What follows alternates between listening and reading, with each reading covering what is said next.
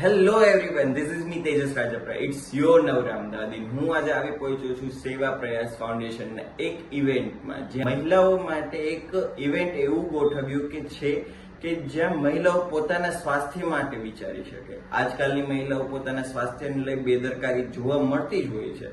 ઘણી મહિલાઓ પોતાના ઘર પરિવાર, બિઝી શેડ્યુલ ને બધી વસ્તુઓમાં પોતાના સ્વાસ્થ્યને સાચવવાનું ભૂલી જાય. ત્યારે અસ્મિતા બલદાણીયાએ એક એવો પ્રયાસ કર્યો છે કે મહિલા પોતાના સ્વાસ્થ્યને વધુ પ્રાયોરિટી આપે.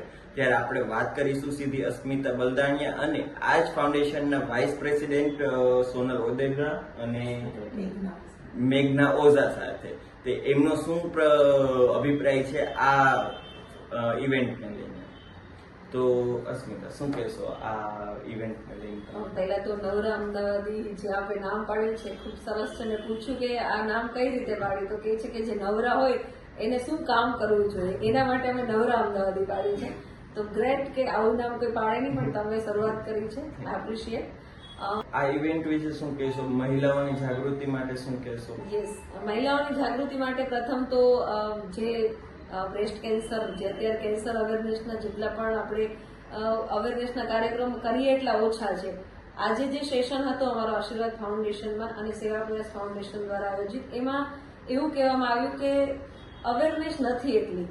એટલે અમે એક ઝુંબેશ ચલાવીએ છીએ કે કેન્સર અવેરનેસ, જેમ કે ગર્ભાશયના કેન્સર હોય, સ્તન કેન્સર હોય, તો એ એક મહિલા બીજી મહિલાઓને અને અવારનવાર બધાને શું કે કહેતા રહે અને અવેરનેસના કાર્યક્રમો અમારા દ્વારા થતા રહે, એના માટે અમે વધારે અવેરનેસના કાર્યક્રમો ફેલાવીએ છીએ કે ભાઈ જેમ બને એમ વધારે લોકો જોડાય. અને સ્તન કેન્સર માટેનો આજે જે હતો એમાં ખૂબ સરસ માહિતી આપી, કઈ રીતે વેક્સિનેશન, કઈ રીતે શું કરવું, કઈ રીતે કેટલા પીરિયડમાં કઈ રીતે સેલ્ફ ચેકઅપ કરવું અને કઈ રીતે પાલ્પેટ કરીને તમારે ફર્સ્ટ સ્ટેજ છે, સેકન્ડ સ્ટેજ છે, એ બધું તમને ખ્યાલ આવે. નાની એવી વસ્તુથી બહુ કઈ રીતે ધ્યાન રાખવું, એ બધું જ બહુ જીવન જરૂરિયાતી માહિતી આજે મળી છે અમને અહીંથી. અને અમારી સાથે 30-40 બહેનો જોડાયેલા હતા. એ બધા જ બહેનોને ફ્રી ઓફ કોસ્ટ સ્તન કેન્સરની તપાસ આજે કરવામાં આવી છે.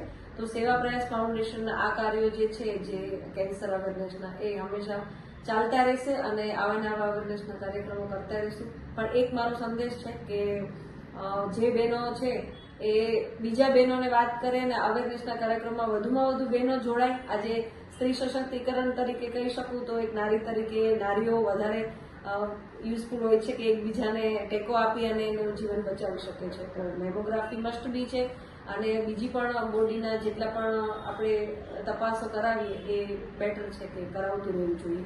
દર વર્ષે બોડી ચેકઅપ કરાવતા રહ્યો, પોતાના હેલ્થનું ધ્યાન રાખો, નવરા ના બેસો. આજ વાતથી મને એક વાત યાદ આવી, નવરા ના બેસો. તમે તમારા મત અનુસાર તમે શું કહો છો કે ફ્રી ટાઈમમાં આપણે કઈ રીતે શું કરવું જોઈએ, ક્યાં આપણે આવી કઈ જગ્યાએ એક્ટિવ રહેવું જોઈએ કે જેથી કરીને આપણે આપણા સ્વાસ્થ્યને વધુ બેટર બનાવી શકીએ? જો સ્ત્રીઓ પાસે ફ્રી ટાઈમ બહુ ઓછો મળતો હોય છે, કારણ કે એના બાળકો, એના હસબન્ડ, એનો પરિવાર બધાને સાચવતા સ્ત્રીઓને વધારે કેન્સરનું પ્રમાણ કેમ વધારે છે? સ્ત્રીઓને જ કેમ થાય છે? પુરુષોને પ્રમાણમાં સ્ત્રીઓનું કેન્સરનું પ્રમાણ વધારે છે કારણ કે એનું પોતાનું ધ્યાન રાખતી નથી. પણ હું તો એમ કહેવા માંગુ છું કે નવરા બેઠા હોય તમે લોકો, ફ્રી ટાઈમમાં તમે લોકો તમારા પોતાના સ્વાસ્થ્યનું ધ્યાન રાખો. તમે જીમ જાઓ, જીમ ન જઈ શકો તો યોગા કરો. ઘણા બધા એવા અત્યારે તો યુટ્યુબમાં ચેનલમાં આવતા હોય છે અવેરનેસના કાર્યક્રમો કે એ તમે એક્સરસાઇઝ કરીને તમારું પોતાનું સ્વાસ્થ્ય સારી રીતે સુધારી શકો છો. અને નવરા ટાઈમમાં હું તો કહું કંઈ ને કંઈ પોતાના માટે વિચારવું જોઈએ. આજે બધી જ લેડીઝ એમ કે માં છું, એક દીકરી છું, એક પત્ની છું, તો મારી બધી જ જવાબદારીઓ છે, એવું નથી. બધી જવાબદારી થાય, પણ આપણા માટે પણ 1 કલાક આખા દિવસનો કાઢવો જોઈએ, એ મારો મેસેજ છે. આપણે મેઘના પાસે આવીશું કે તમે શું કહેશો આ ઇવેન્ટ માટે? તમારા વિશે થોડોક પરિચય એમને આપો. નમસ્તે, હું મેઘના ઓઝા સેવા પ્રયાસ ફાઉન્ડેશનથી જોડાયેલી છું અને ડાયટિશિયન છું બાય પ્રોફેશન. મારો એક મેસેજ છે સર્વેને કે કેન્સર એટલે કેન્સર નહીં. એને માટે આપણે સજાગ રહેવું જોઈએ. એને માટે આપણે દર વર્ષે ફૂલ બોડી ચેકઅપ કરાવવું જોઈએ અને એમાં મેમોગ્રાફી દરેક સ્ત્રીઓને 35 વર્ષ પછીની ખૂબ જરૂરી છે. અને લાઇફસ્ટાઇલ મોડિફિકેશન પ્લાન જરૂરી છે. અને ગૂગલ ડોક્ટર આપણે નથી થવાનું, ખાસ મારો મેસેજ એ છે. અને કોઈને ઇમિટેટ નથી કરવાનું. હવે અમારી બાજુમાં બેઠા છે એનું શું ડાયટ છે એ નહીં, તમારા બોડીને શું ખાવા પીવાનું સૂટ થાય છે એ પ્રમાણે આપણે મોડિફાઈ કરી અને આગળ વધવાનું છે. અને કોઈ પણ જો કાંઈ પણ બોડીમાં ખામી આવે તો કોઈ પણ સારા ન્યુટ્રિશનિસ્ટને ડૉક્ટરને સારા કન્સલ્ટ કરીને આગળ વધો. કોઈની સલાહ નહીં કે આપણે જાતે ડૉક્ટર નથી બનવાનું. અને બહુ જરૂરી છે અને આ એક અવેરનેસ બહુ જરૂરી છે કેન્સર માટે કે અત્યારની જે જંક ફૂડ ને બધી વધી રહી છે બધી ખાણીપીણીની, તો એના માટે આપણે થોડુંક એક જે યંગસ્ટર્સ છે બધા એને માટે મારે એક મેસેજ છે કે તમે ખાઓ, બધા બહાર ખાઓ, પણ ઘરનું સાત્વિક food is the best food.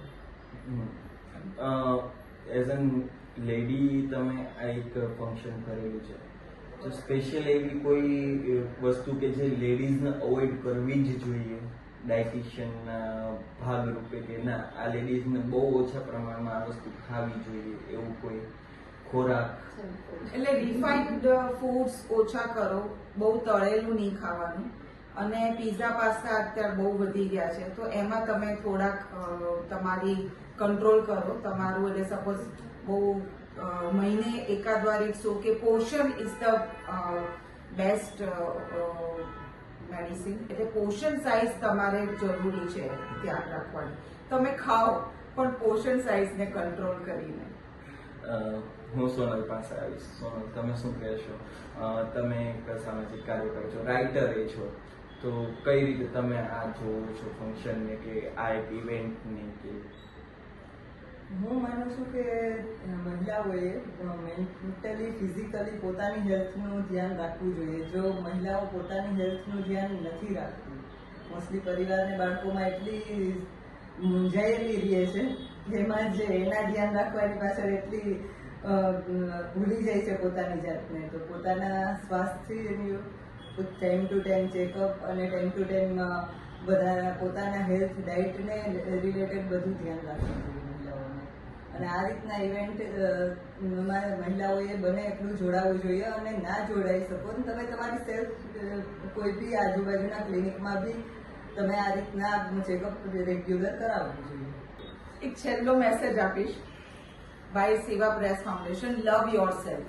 અને health is a second raising that money can not buy. So value it.